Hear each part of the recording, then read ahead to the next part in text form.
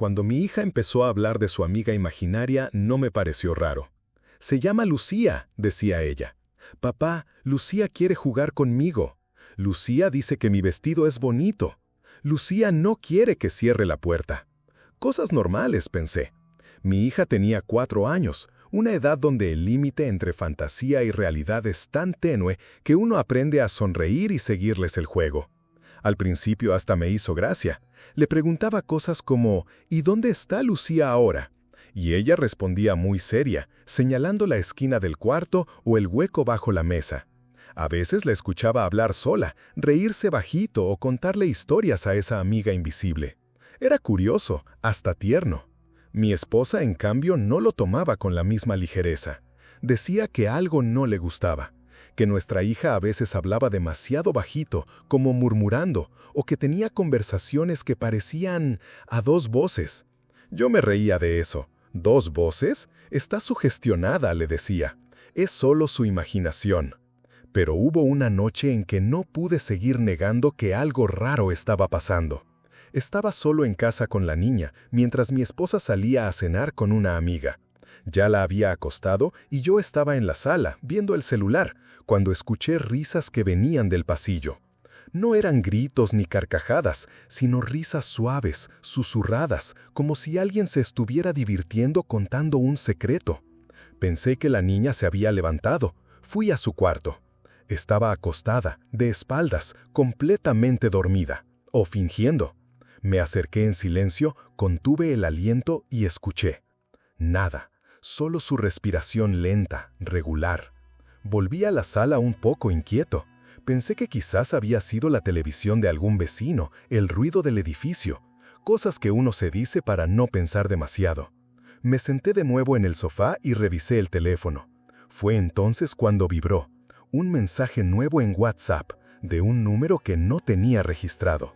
Solo decía, «Dile a papá que deje de hacerme preguntas». Lo leí 3 veces, creyendo que era una broma, una confusión, spam o algo así. Pero no había foto de perfil, ni nombre, solo el número. Respondí con un «¿Quién eres?», y no hubo respuesta. Miré hacia el pasillo como si esperaba ver algo moverse, pero todo estaba en silencio. Bloqueé el número, cerré la aplicación y me dije que era una coincidencia absurda, alguna cadena, un error. Pero no dormí bien esa noche. Soñé con susurros, con mi hija de pie frente a la ventana hablando con alguien que yo no podía ver.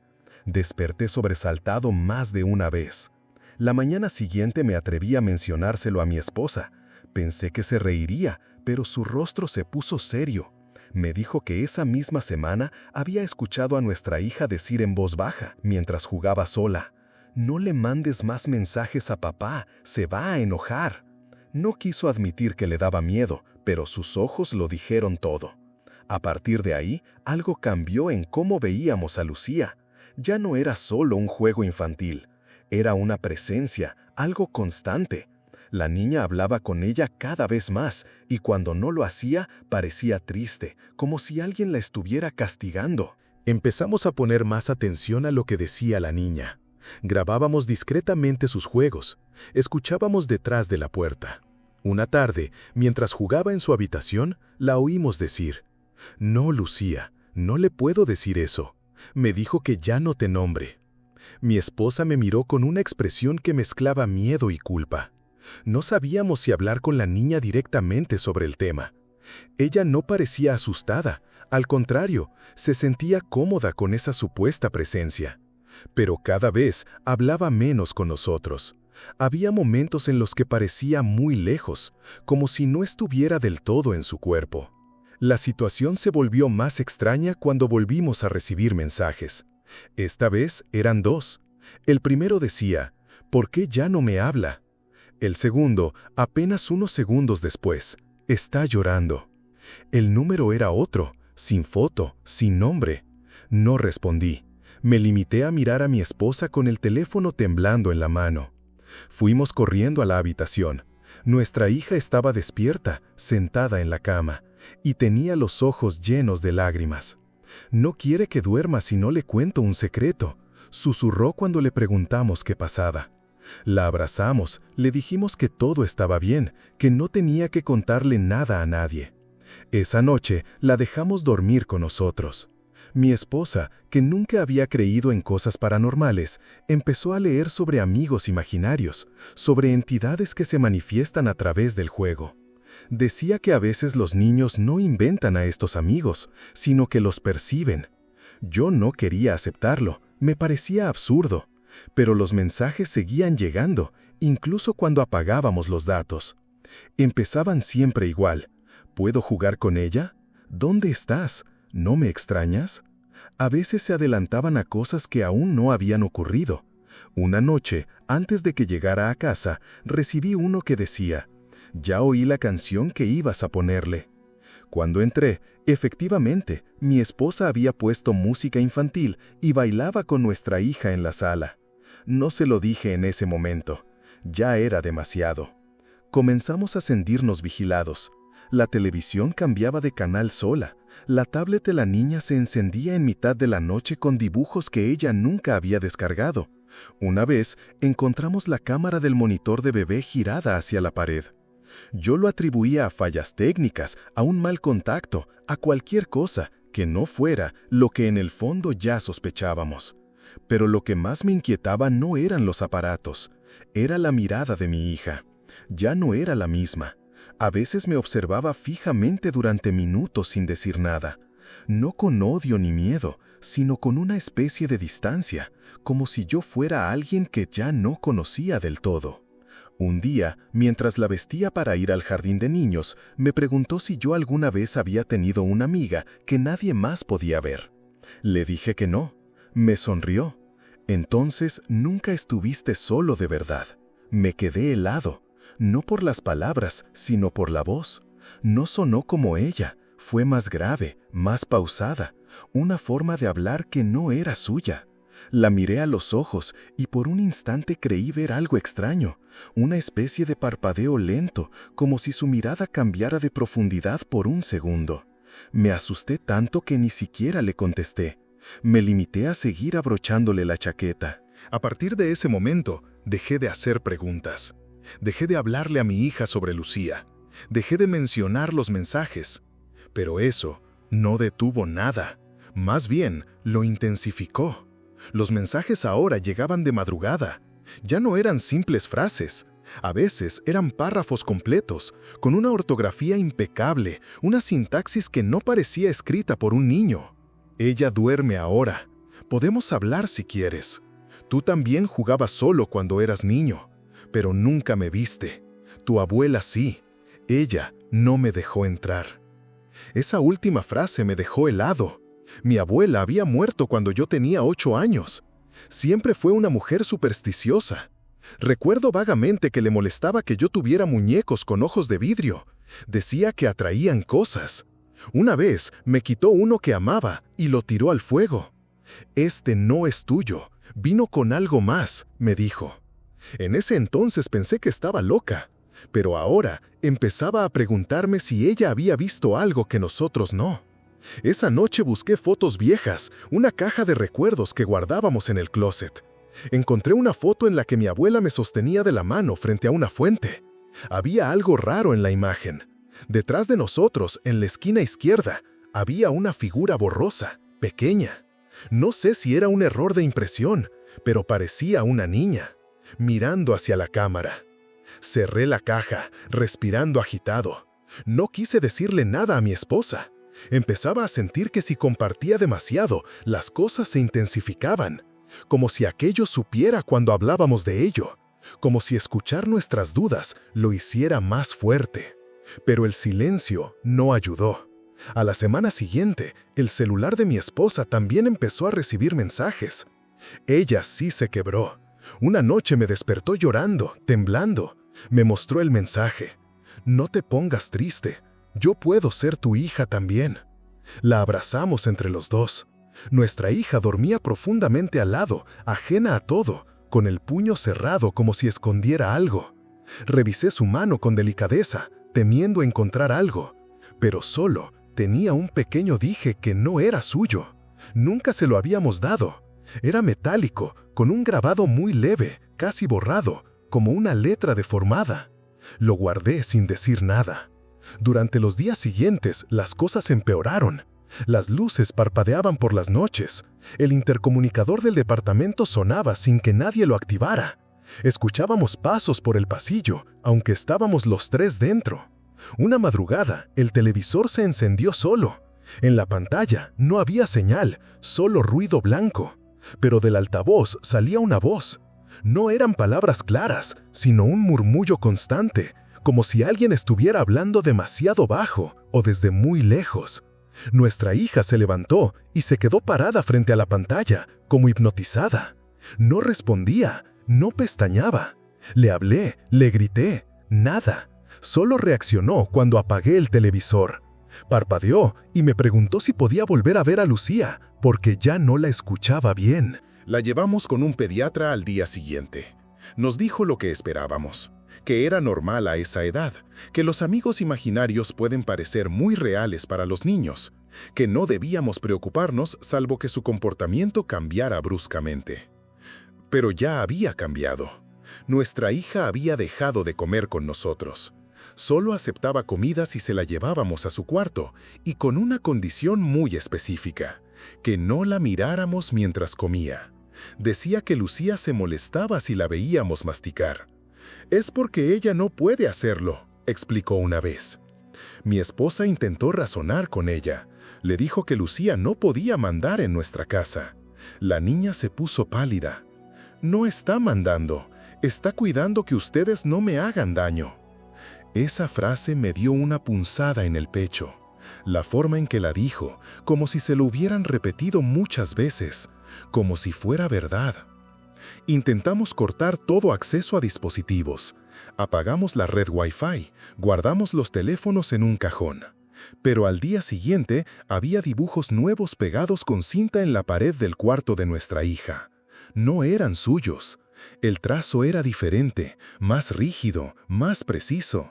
Dibujos de figuras oscuras de pie frente a una niña sentada. En uno de ellos, yo aparecía acostado en la cama, con los ojos tachados, y algo parado al lado, muy cerca. Nuestra hija dijo que Lucía los había hecho mientras dormíamos. Llamamos a una psicóloga infantil. Intentó hablar con ella en varias sesiones, pero cada vez que entraba en temas como Lucía o los dibujos, nuestra hija se desconectaba por completo, literalmente. Sus ojos se perdían en un punto fijo y dejaba de responder. Luego, como si nada, retomaba la conversación hablando de mariposas o de que quería un jugo. En la última sesión, la psicóloga nos pidió hablar en privado. Nos dijo que nunca había visto algo así, que la niña no parecía fingir ni jugar, que alguien o algo había construido dentro de su mente una entidad demasiado elaborada y que quizás no era producto de su imaginación, sino una manifestación de trauma o influencia externa. Esa noche recibí un mensaje nuevo, pero esta vez no era de texto, era una nota de voz. Nunca olvidaré esa grabación. La abrí temblando, con el corazón desbocado. Eran 45 segundos de un susurro monótono, casi imperceptible, como el zumbido de una abeja detrás de una puerta. Tuve que subir el volumen al máximo, ponerme los audífonos, y entonces escuché. La voz decía mi nombre, una y otra vez, no como una amenaza, ni con rabia, lo decía con ternura. «Papi, papi, papi, papi», repetido, casi cantado. Era la voz de mi hija, pero no era ella. Era más lenta, más seca, como si alguien estuviera imitando su forma de hablar sin entender del todo cómo funcionan las emociones humanas. Después de esa grabación, no volví a dormir igual.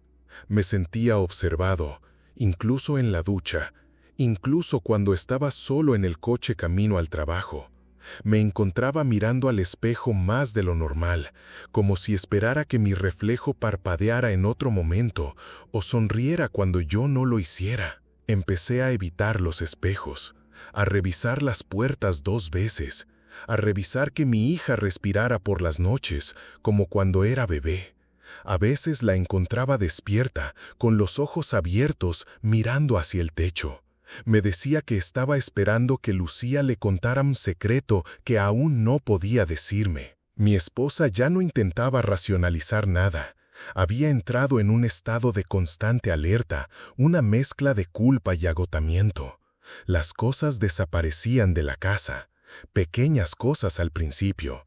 Cucharas, dibujos, su peluche favorito. Luego, objetos más extraños. Las llaves del auto, una de mis camisas, la foto de nuestro matrimonio que estaba en la cómoda. Una tarde, después de buscar en toda la casa, encontramos todo eso dentro de una caja de cartón escondida bajo la cama de nuestra hija. Lo que más me perturbó fue que las cosas estaban perfectamente dobladas, organizadas, como si alguien con manos adultas las hubiera colocado con cuidado. Al fondo de la caja había un papel escrito a mano. Solo decía: «Ahora ya tengo lo que me faltaba». Llamamos a un sacerdote. No sabíamos qué más hacer. No éramos religiosos, pero necesitábamos sentir que alguien podía ayudarnos. Escuchó la historia sin interrumpir. Revisó la casa. Dijo algunas oraciones. Roció agua bendita en las habitaciones. Todo se sintió estúpidamente inútil. Esa misma noche recibí un último mensaje desde un número nuevo. «No me gusta que traigan gente. Ella no quiere que se vayan ustedes. Ella quiere que me quede yo». Mi hija empezó a tener fiebre cada noche. No durante el día, solo al anochecer. Su temperatura subía sin razón médica, pero los exámenes no mostraban nada anormal. Tenía pesadillas, gritaba dormida, decía cosas como «no toques mis ojos» o «no me pongas su cara». Cosas que no entendíamos, que nos dejaban paralizados. Una madrugada se despertó llorando y dijo que Lucía quería usar su cuerpo para quedarse a vivir en la casa porque ustedes no me quieren a mí. Fue ahí cuando lo entendimos. Esa cosa, lo que fuera que era, no solo quería estar con ella, quería ser ella. Había estado acercándose poco a poco, ganándose su confianza, robando su espacio, haciéndose parte de su rutina, de su identidad. Ya no era solo una presencia externa, era una ocupación, un reemplazo. Empezamos a notar cómo hablaba de sí misma en tercera persona. «Ella no quiere salir hoy», decía, o «Lucía dice que me siento mal». No sabíamos si era un juego mental, un mecanismo de defensa, o si ya había empezado a dejar de ser quien era. Tomamos la decisión de sacarla de la casa. Era la única opción que sentíamos segura. Empacamos lo esencial y nos fuimos al departamento de mi hermana, al otro lado de la ciudad. No le explicamos demasiado, solo le dijimos que necesitábamos unos días, que estábamos pasando por algo difícil. Nuestra hija no se quejó, no preguntó por qué, solo abrazó su osito de peluche, el único juguete que le permitimos llevar, y se sentó en el asiento trasero mirando por la ventana, sin pestañear, como si supiera que todo iba a cambiar. Los primeros 2 días fueron extraños, tranquilos, sin mensajes, sin susurros, sin dibujos extraños. Dormía más, comía mejor, incluso se rió viendo una película infantil. Mi esposa y yo nos permitimos pensar que tal vez habíamos escapado, que quizá la casa, ese espacio, estaba contaminado de alguna forma. Pero el tercer día, mientras jugaba sola en una habitación de la casa de mi hermana, la escuchamos reír. Esa risa, esa que conocíamos, no era solo alegría infantil, era la risa compartida, la que solía tener con Lucía. Abrimos la puerta lentamente y la encontramos sentada frente al armario abierto, susurrando. «No puedo dejarte allá sola», decía. «Sí, yo también te extraño». Mi esposa retrocedió. Me acerqué a la niña y me arrodillé frente a ella. «¿Con quién hablas, mi amor?», pregunté, con voz suave, temblorosa. Ella me miró con ternura, como si no hubiera nada extraño en lo que hacía. «Lucía vino conmigo, se escondió en mi corazón para que no la dejen afuera». Esa noche, mi hermana nos pidió que nos fuéramos. No lo dijo con palabras, pero su mirada lo gritaba.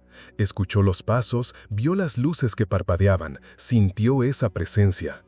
Se encerró en su habitación y no salió ni a cenar. Recogimos nuestras cosas al amanecer y volvimos a casa. No porque quisiéramos, porque no había escapatoria. Las semanas siguientes son borrosas en mi memoria. Recuerdo a mi esposa llorando en el baño. Recuerdo buscar en internet rituales, exorcismos, hipnosis, cualquier cosa. Recuerdo despertarme una madrugada y encontrar a mi hija parada junto a mi cama, con los ojos abiertos de par a par, mirándome sin expresión.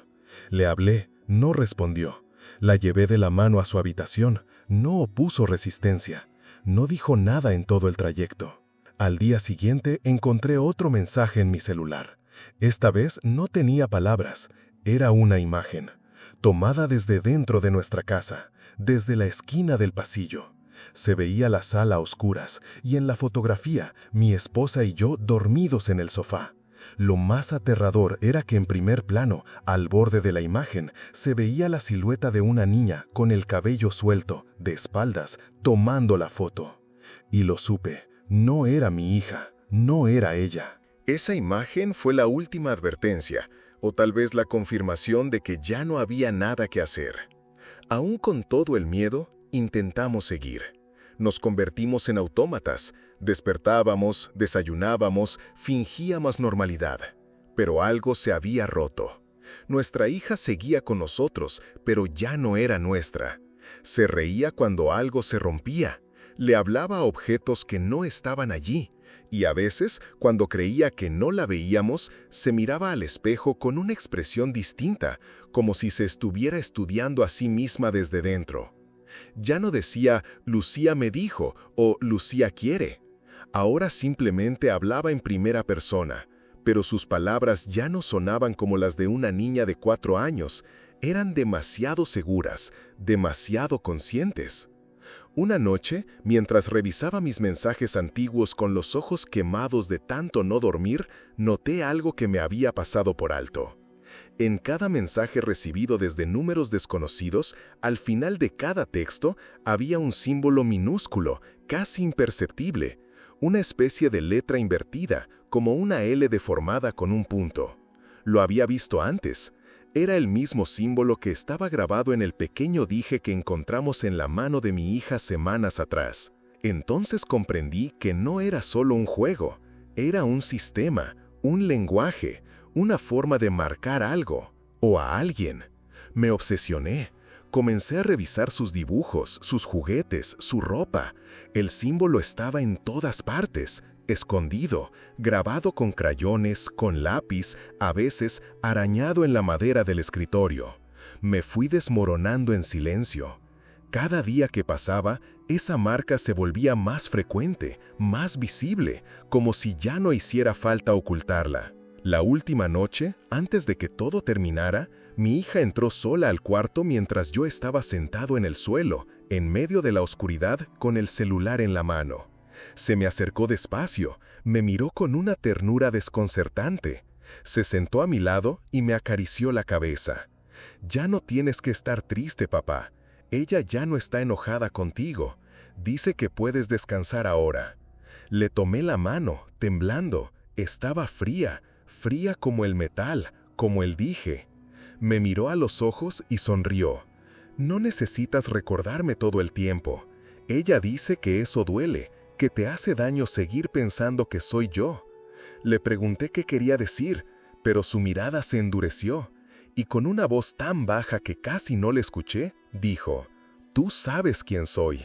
Tú fuiste quien la dejó entrar». Me quedé helado. Esa frase no tenía sentido, pero al mismo tiempo todo lo tenía. ¿Y si fue culpa mía? ¿Y si alguna vez, sin saberlo, abrí una puerta? ¿Con una pregunta? ¿Con una duda? ¿Con un juego? ¿Y si Lucía no era alguien que vino a buscar a mi hija, sino algo que vino por mí y solo encontró en ella el camino más fácil? Esa fue la última noche que la vi. A la mañana siguiente, la cama estaba vacía. La casa entera en silencio. No había señales de que se hubiera ido. Nada revuelto, nada roto. Solo un mensaje nuevo en el celular, desde un número sin nombre, sin foto. Decía, gracias por prestármela, ahora ya es mía.